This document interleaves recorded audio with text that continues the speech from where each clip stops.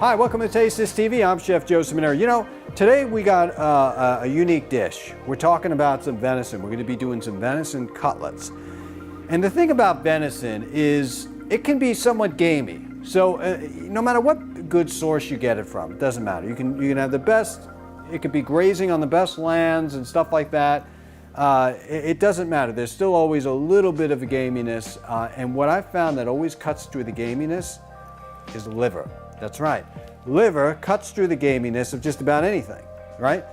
But the way to make it look good in a sauce and a nice rustic bouillon is we're going to create that in just a moment and talk about some different products that we're going to be using. First, we're getting our venison only from GameButcher.com. Check them out.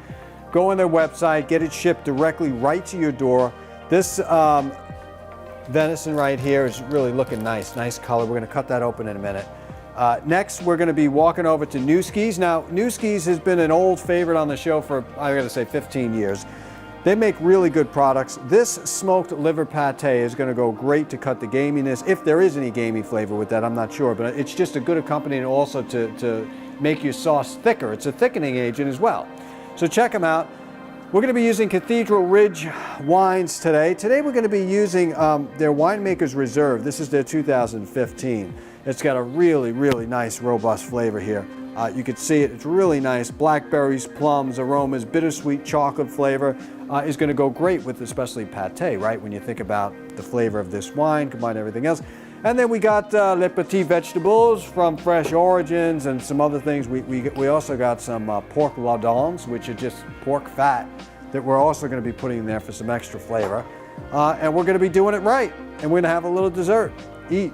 Now, whenever you're doing something like a venison product or a roast or a top round that's not sliced into cutlets, this is. But I want to introduce to you a little bit of Cooper & Atkins, their thermometers. Now, really good product here because when you're talking about getting accuracy, and I'm talking about accuracy for temperatures, which is very important, especially to food service people and just anybody consuming product from the raw state to the cooked state, you want to make sure that it has the temperature that needs to be on there. So this thermometer, this digital thermometer from Cooper & Atkins is by far the best thermometer, an accurate thermometer on the market. But they don't stop there. They have a ton of other products. Check them out on their website. Float around a little bit. You as a foodie or could be a chef or just someone at home that loves to cook is going to be really, really happy with what they see on there. So I'm carrying this wherever I can. It's a digital thermometer, goes on easy. Put it in, get your reading, and you'll know exactly where you are. With the venison, depending if you like it rare or not, but my ideal mid-rare temperature here is going to be about 130. So that's what I want to see my venison or my beef or my roast kind of come out. Prime ribs, I like around like 165, 170, you know, all in the middle. So there's different probes and different temperatures. They even make probes that go inside the oven with the actual product as well, so you can just kind of take a peek. Well, let's get started on cooking. So now we're going to take our pan here, and the first thing we're going to do is look at our ingredients that we have here on the table and decide what needs to go first, what needs to go second. So we're gonna get a sear on the venison first because we want the flavor to remain in the pan. So let's open this up, see what we got.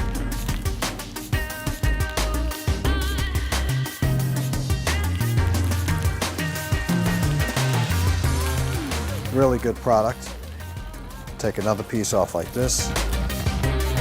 First of all, I love it how, look, they put the paper in between. They really did it right. Okay, because I don't want to be cutting this thing, and if you're not a trained butcher, you may screw it up. Here, this is perfect cuts. It's at the exact perfect way I want it. And what I'm going to do is pre-sear this, season it with a little salt, pepper, and then I'm going to make my sauce right there in the pan. You always want to wash your hands when you're doing stuff like this, especially touching a raw product. You don't want any cross-contamination. Or depending on who you're sitting with, maybe you do. All right, now, so we got our hot pan, and that's what we're going to need. We're going to return it back to the fire. We got a little bit of olive oil here. Now, olive oil, some people may say, what are you putting olive oil in there? It's got a low smoke point. If you know how to control your cooking, you can use olive oil for searing. Depending on a first cold-pressed olive oil, I wouldn't recommend it. We're going to take our cutlet and dab it with a little bit of salt. Just a little bit. We don't want to over salt this. We want the natural, salt will help the flavor come out, but we don't want to kill it.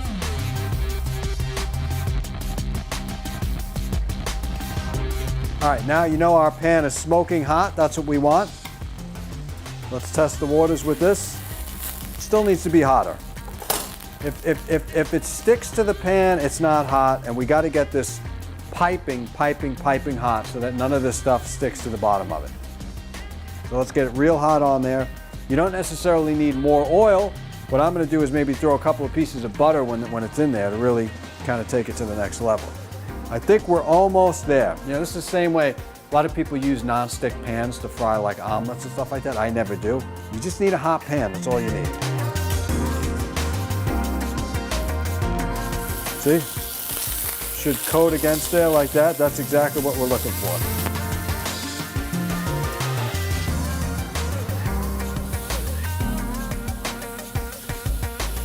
Now remember, these are cut really thin, so we don't want to get a well done. Let's just get a quick sear. Man, that flavor is beautiful. Just looking to get a quick sear on these babies. Let's turn some over. That's it. See that sear? That's beautiful. That's what we're looking for.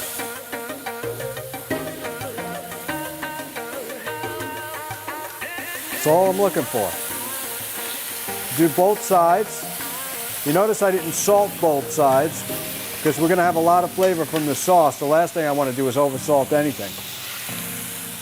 Let's take the cutlets off the fire. Let's put them down on here. This is definitely a rare sear. It's a mid-rare, but then there's going to be some carryover, right?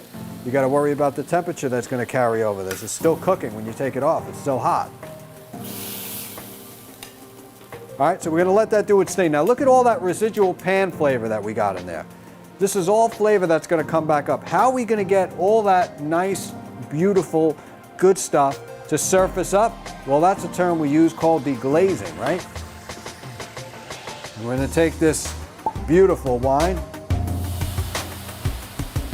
We're going to get all the flavor off the pan. That's going to be the starting of a dish. And I'm going to cook this down till it gets almost to be nappe or a syrup-like consistency. I want it to cook down because we're just going to coat these vegetables. These are petite vegetables. So you're not going to overcook these things, right? So the minute they get hot, they're going to be cooked throughout and they're going to have a little bit of a crunch, which is what you want. So this wine is going to be going down there. We're going to glaze it with a little bit of butter and onions. We got some really hot peppers here that we're going to throw just maybe 1 or 2 of them in there. We got our lardons. We talked about our pork fat, right? In there like so. And I think we're going to hold right now. Maybe not. We're going to put some of these mushrooms in there. Got some mushrooms, and then we're going to put the petite vegetables in there. Right? Now, look at this. Look at this, and then look at it in 2 minutes. It's going to really come together here, folks. Now, last but not least, we're going to take the liverwurst pate. And if you get a good liverwurst, this is going to help, and you don't need much. We're going to put this in the sauce, and it's going to basically evaporate. Right? Because there's nothing holding the liverwurst together but a little bit of gelatin. Look, see? Completely gone. It thickened our sauce. Flavorful. And our petite vegetables are crunchy, which is what we want. Now we're taking this off the flame. Look what we got here. Where are you going to go with that? Nice thick sauce, right? Your butter won't break because you got a nice fat content in there from another sauce that has a little bit of gelatin, which is good. All right, let's build this plate. Let's do what we do best. Taking our plate here. Now we're saying to ourselves, what needs to go on there? Now, we got some black truffle pesto that I made here, right? Black truffles, basil. I'm gonna put that down just on the side there. You can smell it, it's amazing. Now, we're gonna take our our venison, just like this. And this is really beautiful stuff. And as I mentioned, I like mine mid-rare, so you can't beat it. You got a good source of where your meat is coming from, don't worry about it. We got a little bit of baby beets, baby carrots, some lardons, as we said before.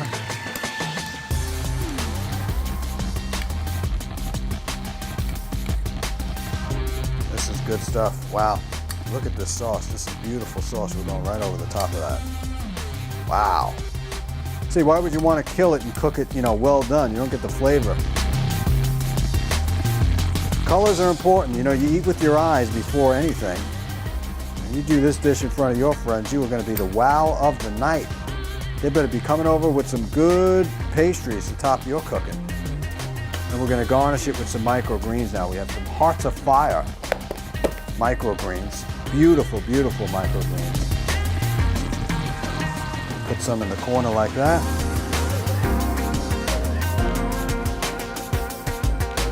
Yeah, you don't want to overpower the dish or kill it. Maybe a couple on top. And if you wanted to, you could take some of these hot peppers. And that's it. I wouldn't do too much with this dish. Looks great the way it is. Nice venison dish. The only thing we really need to do at this point is to pour our reserve. This is our incredible reserve here. Catherine Ridge Winemaker's Reserve.